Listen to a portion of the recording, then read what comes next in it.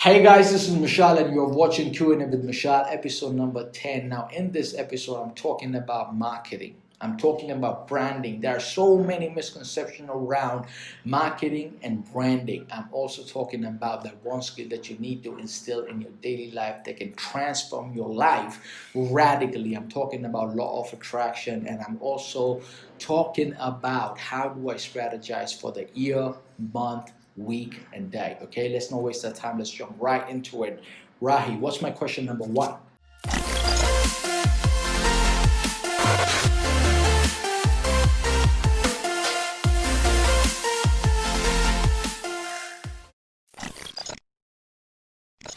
So, for the first question, what is the difference between marketing and branding? Okay, so I have been in sales and marketing for literally about more than 10 years now, right? My longest employment as a regional marketing manager for one of the investment property sourcing company was about 7.5 years, almost actually 8 years now. So I'm just gonna give you a bit of understanding the model around that business. Okay, it was hardcore marketing, and we basically used to call ourselves marketing warriors back in the day, right? So we were into investment properties, okay, and one of the ways we were sort of trying to getting in touch with the clients and trying and getting in proximity with the people who might want to invest in property, the brick and mortar, right? Now these are the property they're not going to live in, okay, they're always going to put it in the rent, so the tenants are sort of going to look after the mortgage, and also they were going to get some kind of a tax break from the government. Now when you are actually doing the traditional way of marketing, what it involves is number one is acquiring the data, right? You always chasing clients. So email marketing is one of the ways you are actually getting in touch with the clients. There's another way you run the advertisement, you do the promotions around the products and services that you're trying to offer, right? So we were getting in touch with the clients on phone, right? And when we are talking about the traditional way of marketing, it is literally about finding a needle in a haystack. You basically call in about 150 people a day, and you get to speak about sort of 30 to 40 people in a day. Out of those 30 to 40 people, you are basically narrowing down to, let's say, 10 people you are getting in touch with, and then out of those 10 people, 4 people might sort of want to sit down with you and want to talk about their future. Now understand this, we were in the brick and mortars, we were doing investment properties for a living, so nobody, and understand that no one, it doesn't matter how many years of experience you have on investment property or how many years of experience you have combined collectively of marketing, you cannot sell anyone a property over the phone. So how do you sell it, right? You basically, our job is just to sort of plant a seed into the mind of people who may want to buy an investment property. So what are some of the things that involves in marketing? Okay, you always need to qualify your clients, right? Because you need to make sure that you are talking to people who are in a position to do the business with you down the track. Okay, I may be talking to someone who's really excited right off the bat and really want to get into the property, and they have all the right reason to invest in a property because they haven't got anything in place for the retirement. But what if they don't qualify, right? Or I may be talking to someone, okay, who qualifies right off the bat. The numbers and the figures are really, really awesome, but they never want to take that route, right? So it is a very fine balance that you have to sort of maintain when you are doing the traditional way of doing business, which is, I'm talking about the marketing, identifying what are the priorities, what are the goals. And so basically in that form of marketing, all you are doing is chasing, qualifying your clients. Once you sort of get on one side, okay, you're always chasing the other one. Okay, it's literally about finding a needle in a haystack. So here's the problem with traditional way of doing the marketing. Even though as a business we were doing more than sort of $70 million a year in business, but 99.99% of the people in Australia still were not aware about a brand. Because when you build your entire business around only marketing, you could be putting out some really good numbers, but no one knows about you, right? So let me give you an analogy that we understand, right? Now let's say that you are in college, right, and you really like this guy, or let's say that you are in college and you really like this girl. So there's, how are you going to sort of get in touch with that person? How do you convince her to go out with you? Okay, there are a few ways. Okay, the number one thing you are going to do is you try and get the phone number of that person, right? How are you going to acquire that number? Obviously, you are going to get in touch with the friends. Okay, you are going to hang out with the same places that that person hangs out with, right? Then you're going to find out what this person really like to do. Okay, how does he spend his time when he's free? Okay, what places he goes to, and then you're going to try and hang out at the places, right? And then you are going to strike a conversation, right? You try and become their best friend, or you try and become their friend. Then you're going to call that person every sort of now and then. Let's say that twice a week, or once a fortnight, or a couple of times in a month, just to sort of stay in touch, just to make that person understand that you are still interested. What you are doing, right? You are just chasing that person. Your entire business strategy will revolve around that person. Okay, so that's traditional marketing. You're always chasing. There is branding. Okay, so branding, like for example, Apple doesn't do marketing. Okay, Apple doesn't sort of cold call you in the middle of the night and try to sell you an iPhone. Okay, when you buy an Apple, when you see anyone with an Apple product, okay, that you immediately mentally put them in a different category. Apple stands for something. Okay, when you see someone in a Ferrari, okay, now that's a status buy. People don't buy Ferrari because it's a necessity, right? People buy Ferrari, Bentley, and Rolls-Royce because it amplifies their self-image. People live in multi-million-dollar houses not because of the necessity. It's because of the status. The society is going to start looking at them differently, right? Like for example, like Coca-Cola do not cold call you, right? But when you, for example, buy an insurance policy, that's a necessity buy, right? So, and you do get called every now and then, people trying to sell you the policies. And again, let me give you another analogy to put that things into perspective. Let's say that you are the most popular girl in your college. Now what happens? And the way you became the most popular girl in your college by doing sort of certain things, right? You participated in debate competition, for example. You are really good with the studies, right? You are the most favorite person of the teachers. Now other people want to be friends with you, because if they're gonna hang out with you, they're gonna get to be a part of the cool people, right? So when they hang out with you, they are basically amplifying their own image. It's because you are a brand.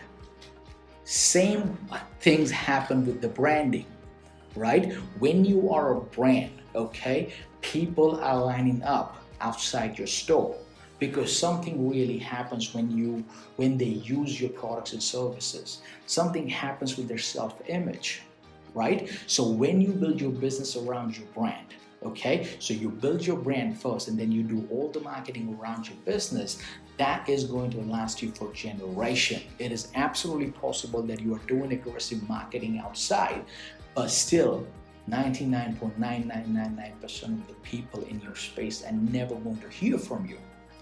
People are going to remember Apple till the time of eternity.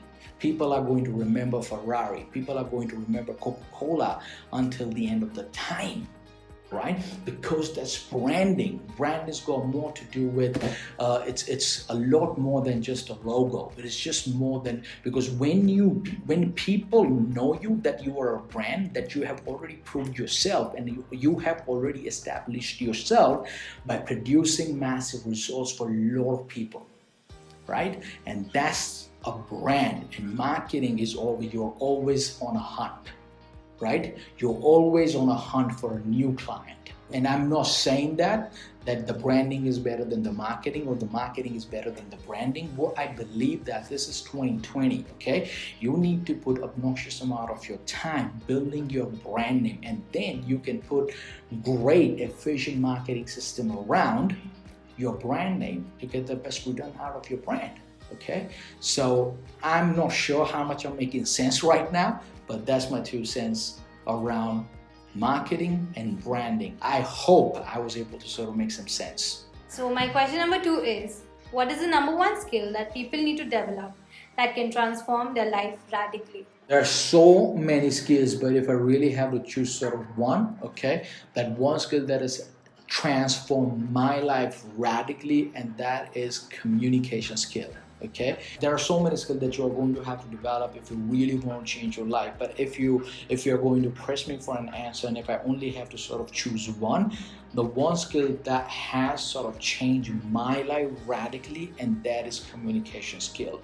Because communications you're going to have to use sort of everywhere. Let's say that you are a salesperson, right? Because sales at the highest level is transference of emotion. The way you are going to communicate your message, the way you are going to pitch your products and services, that is going to instill the confidence in the heart of your customers, right? So if you're not certain, or if you don't know how to sort of transfer whatever you have in your head more effectively, it's not going to do anything, because sales at the highest level, it transfers of emotion, and it's an emotional buy, right? People buy on emotions. They don't buy on logic. They just make sense of the sale based on logic, right? So if you're a salesman, okay, communication is one of the most important skills that you're going to have to learn. Forget about that. Let's say that you're an entrepreneur. If you are an entrepreneur, okay, you are selling every single day, right? You are communicating your message every single day, right? You could be genius at what you do, but if you don't know how to communicate your message, how to sort of convince other people to work extremely hard for their own benefit, no one is going to work really hard, right? You are communicating your vision to your investors. You are communicating your vision, your marketing message to your audience every single day. Forget about it. You are not even an entrepreneur. Let's say you are just a parent, right? If you don't know how to communicate to your kid, they're never ever going to listen to you, right? So communication is one of the most important skills that you are going to have to sort of learn. And how do you develop? Okay, so first of all, you have to believe in whatever the knowledge you have, right? The conviction is the number one thing. Like, for example, we have so many environmentalists. They've been trying to put us into our head that we're gonna have to save the world. So people are talking about the global warming over the last sort of 10 years, and now everyone sort of intellectually understand that we're gonna have to sort of start taking the precautions. Otherwise, the repercussions, our kids and their grandkids are going to have to bear the repercussions of a bad environment, right? We all understand that intellectually, but we do not, on a day-to-day life, we are still not doing the things that is environmentally friendly, right? But then what really happens, communication is all about the influence. Now, also understand that when I'm talking about that you have to be more effective communicator, I'm not saying that you have to talk really fast or you have to sort of intimate other people. You just have to talk with more intention. For example, we have heard it so many times that people are sort of wrapping a bomb around their body and they're blowing them up, right? Because these are the suicide bombers. How do you think they come at a stage that they're willing to sort of die for the message they're believing in? Obviously, they're brainwashed, but they are brainwashed by the people who are communicating their message more effectively. Just because you are a good communicator doesn't mean that whatever the beliefs that you believe in are right. But it's all about how you are communicating your message or things that you believe into the other people, or how you are communicating that message to yourself is also extremely important. Let's say that this is your first job interview. Doesn't matter that if you have phenomenal grades in the school, you have phenomenal grades in the college or the university, or you got a PhD, but if you don't know how to communicate what you have studied, okay, and you don't know how to put it in the best words possible that the other people understand, then you are never ever going to get the fair share in the marketplace. All right, so like, communication is an extremely important part in year 2020, right? If you want to achieve something, if you want more out of your life, just train this skill, right? And obviously, it's not like one day you're gonna wake up and you're gonna have the skills. I remember myself that where I lacked the skill, right? And it affected my confidence, it affected my self-esteem, right? You just once it starts to once it starts affecting your mindset, once it starts affecting your self-esteem, you just expect less out of your life, right? And this is the prime example. I've seen this so many times happening with people who lack the skills and they were in sales, right? And one of the prerequisites for them is to communicate with the strangers, right? As I said in the beginning, that we were in sort of investment property market, right? So we were selling properties for a living, and let's say that you are not a good communicator. You are basically secretly wishing that the other person do not answer the phone, because you know that you're going to struggle the moment the person is going to answer the phone. So you're basically sabotaging your own chances in the marketplace. It's going to be a lot easier if you just accept the fact that, okay, you really suck at communication and expressing yourself, and now this is going to be the day one you're going to start working, developing that skill. Trust me, like, it doesn't matter whatever you're going to do in your life, this is the first skill that you are going to need, right? Let's say that you only want to develop one skill. Let that be your communication skill. It's going to serve you for so many years, and you're going to change so many people's life. And that's my answer. The next question is, what are your thoughts around law of attraction? Basically, do you believe in law of attraction? Okay, so obviously I'm a massive believer of law of attraction, right? I honestly, in my heart and soul, believe that whatever you're going to focus is going to expand. If you're going to focus on the happy stuff in your life is going to expand. But if you are going to focus on the crappy stuff, right? Things that you really don't want to attract, things you really hate, right? It's going to amplify, it's going to blow up in your life as well. But at the same time, there is a caveat that not a lot of people understand that. It's common sense, by the way. If you really want to attract positive stuff in your life, you cannot attract that with a negative mindset.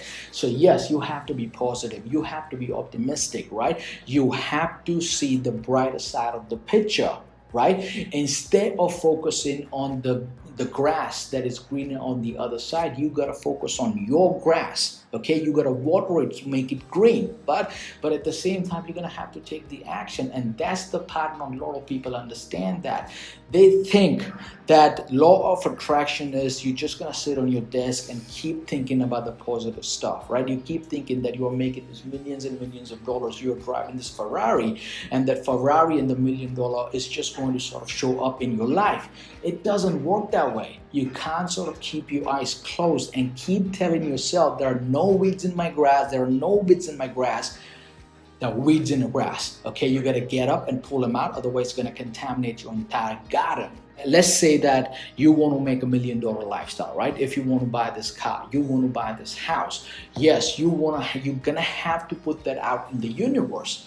This is the science behind it. I made a video about it, that we all have the system called reticular activating system, and that basically works as a filter and a target seeking missile. Okay, so we all have the subconscious mind, and we all have this conscious side of the brain. Now, our subconscious mind is processing 400 million bits of information every second, but our subconscious mind only processes 2,000 bits of information. When you write your goals down, when you're putting out on a piece of paper that this is what you really want and this is why you really want it, so what's going to happen is now your reticular activating system is going to go out in your environment and going to start giving you the clues and the opportunities, the signs. Okay, so it's basically just telling you whatever that you need to attract into your life right now. It is right there, but you still gotta get up from your seat and you need to take action to grab on those opportunities, right? You can't be thinking that I'm going to make $1 million a year, but you do not want to make any calls. You do not want to do any presentation. You do not want to put yourself out of the comfort zone. You do not want to make these videos, right? You still have to take the actions. So let's say that you're only taking the actions and you're not writing your goals down. This way as well, you're not going to achieve any of your goals, right? Thought becomes things, but you have to take actions. That is the non-negotiable part of this equation. Definitely law of attraction works, right? But you're still gonna have to take a massive, obnoxious level of actions to achieve your goals and attract things that you want to attract into your life. right? So you have to act as if you're already living that lifestyle. You have to believe in your dreams. That's all a part of law of attraction, right? Once you tell yourself, once you're going to put it out in the universe that this is what you really want of it, it's going to fire up your reticular activating system. It's going to go in your space and it's going to give you the clues, right? And you are going to attract the opportunity. But if you're not working on yourself, if you're not taking the actions, when the opportunity is going to rock up at your door, you don't know what to do with that opportunity, right? So that's the common sense. So the last question for the episode is, how do you plan or strategize for your week? So this is what I believe in, right? Every time you fail to plan, you are actually planning to fail. Now, strategizing and planning for the day, planning for the week and a month is an extremely important part of the equation. Now, I do all my planning. All my planning and strategizing revolves around the top number 3 priorities of my life. Let's say for you, health is one of the most important priority of your life, and not because everyone is going to the gym and now you feel that you're also gonna have to go to the gym and start giving yourself start eating healthy. Now the reason health is priority because you now know that how do you want to feel at the age of 40, how do you want to feel at the age of 45, or how do you want to feel at the age of 70. So now you have massive reasons around it, right? So you do all your planning, all your strategizing around the health in advance, right? So all you gotta focus on what you have to do on a regular basis to achieve that goal. For you, it might be just going to the gym for about literally 35 to 40 minutes a day, okay? Let's say, for example, 10 to 15 push-up, right? So all you're focusing on, you have this massive goal that you want to feel in a certain way at the age of 40, at the age of 50, at the age of 70.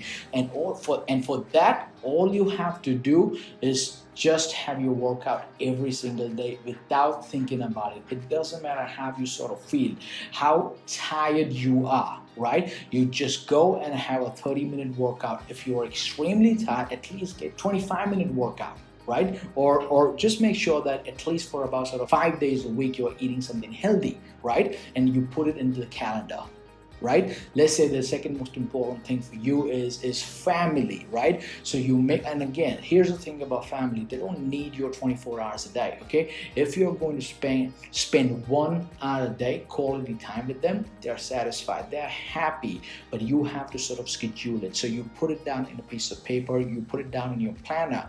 Number 3 is, let's say your business, your job, your work is one of the most important priority of your life. And the reason that's most important priority because you have a vision about yourself that at the age of 35, at the age of 40, you want to be somewhere here financially, yeah? You want to work, let's say you want to acquire a wealth of $1 million by the time you're 40, or let's say $5 million by the time you are 40, 45, right? So based on that, if you're running a business, you just break it down in the small chunks. What things that you have to do on a regular basis to get there, right? You think macro, obviously, but then when it comes to planning, you are breaking it down into small goals, things that you have to do on a regular basis. So if you see my planner, I know that what I really need to do. Now I want to create my brand, okay? I want to put out so much of content out there. I really want hundreds and thousands of people coming on my platform and get motivated, get educated, right? If one person look at my videos and they get a better day, I've actually done my job. So how do I plan around that? So for me, it is okay. This week I'm going to create five big content, okay, between let's say 25 to 30-minute piece, and then I'm going to break it down into 5 small micro content. So I put it down in my calendar, and whatever you schedule gets done. If it is not on your calendar, it's not going to get done. If working out in the gym is not on your planner, not on your schedule, it's never going to get done. If talking to 5 to 10 clients every single day, having a constructive conversation with them is not on your planner, you are never ever going to do it. If creating 5 big pieces of content a week is not on your planner, it's not going to get done, right? So put it into your brain, okay? Whatever gets scheduled gets done, right? And I usually do all my planning over the weekend, either on Sunday morning or either on Saturday morning. right? And then, because what happens when you plan, when you strategize, you're not stepping into the week confused, clueless, okay? You are not kind of just stepping into the week and kind of winging it. You exactly know 3 things that you have to attack between 9 o'clock in the morning to 12 o'clock in the afternoon, right? You are stepping into your week with some sort of confidence, and that's why planning, strategizing around your top 3 most important priorities is extremely important. And again, don't do it on the Monday morning. Do it the night before or a couple of days prior, so you know what your week looks like. Once you strategize, once you plan, then you're just gonna have to take one day at a time, and you're just gonna have to rinse and repeat, rinse and repeat. That's it, right? And that's my answer. So that's the wrap, guys. This was again Q&A with Mishal, episode number 10. Guys, these are your questions. I'm answering them. If you have any questions in regards to business, high performance, how to get the best out of your team, how to get the best out of yourself, sales, marketing, social media, don't forget to put your questions at the bottom, and I'm going to try and answer those questions in my next episode. Thanks for watching this episode. Thanks for your time. Thanks for sticking around. I'll see you next time.